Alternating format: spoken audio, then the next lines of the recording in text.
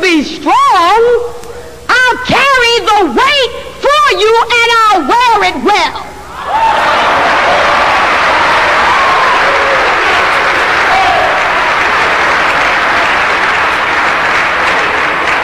Here is a man who believes in capital punishment, but paints himself as a compassionate man. Here is a man who left the campaign to go home and oversee the murder of a black mentally retarded man and calls himself a friend to black people.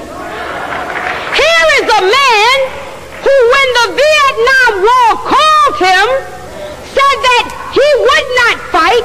He dodged the draft, but sent literature to my house saying that he was for military intervention against communism.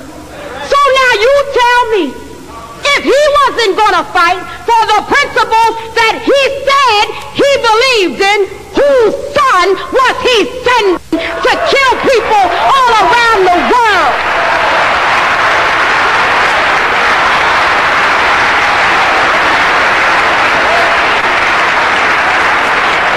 Well, I'm here to tell you, Mr. Clinton, not my man, honey. Not my man. Not my man today, not my son when I have one, and not anybody else's man who don't have the sense to know better.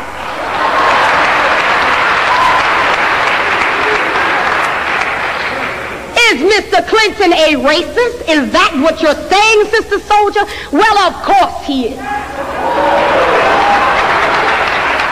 As African people, we must raise the ante to the level where we stop letting people use slave master antics to woo us into their bedroom. It is no longer acceptable for white politicians to party with African women, play jazz, trumpets, and whatever else it is, eat soul food and say they down because they partying with us.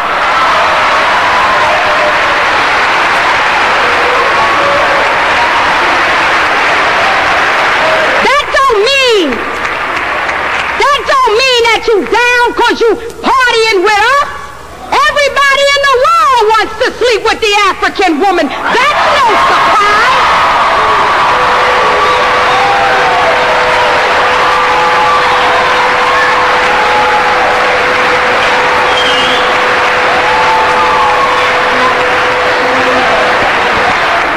Everybody in the world wants to dance to our rhythms and float and feel our vibration. That's no surprise. Everybody in the world wants to eat our foods and down-home cooking. That's no surprise. But where do you stand on the policy? And now that you've established that you're a liar, how can we tell that where you stand is where you really stand? And if you're a liar and you portray yourself to be Pinocchio, or you act like the little boy who cried wolf, how could you then come into my backyard and ask me for your support?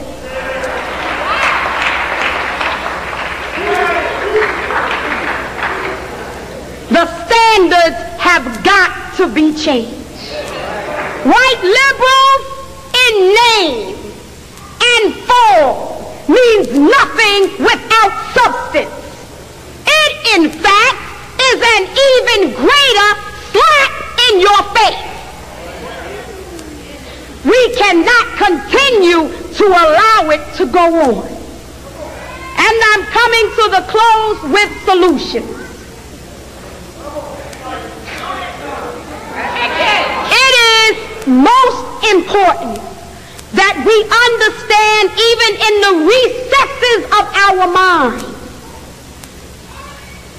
that we must use our spiritual power, that we cannot allow them to take our spirituality away from us because they have tried to manipulate our Bible, our Quran, and our Torah.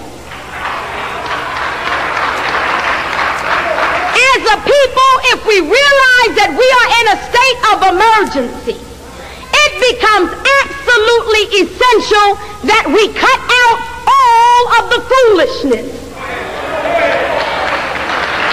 Which means now that I've made mistakes, you've made mistakes, but we cannot make any more excuses.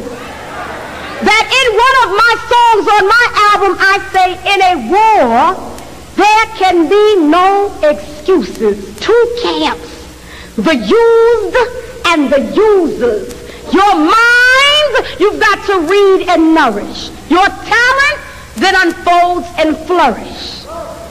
So to my people, I say this, that I am dedicated to a spiritual rebirth. That I will embrace and use my spiritual power to become a more moral person. That I will ask you to do the same.